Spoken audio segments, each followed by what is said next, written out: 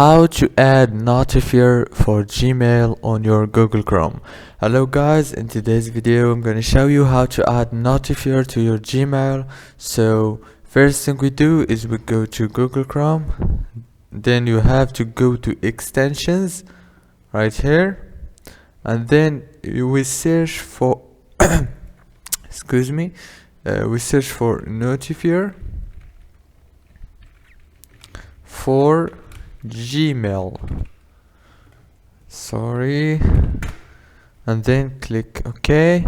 Now you click on the first option, and here you go. This is the Notifier for Gmail that I use personally, and it's good actually. As you can see, you can delete or refresh or mark as spam or open inbox. There is actually many options on it, and it's a good option for your Google Chrome. And that's it for today's video, guys. If this video was helpful for you, don't forget to like and subscribe.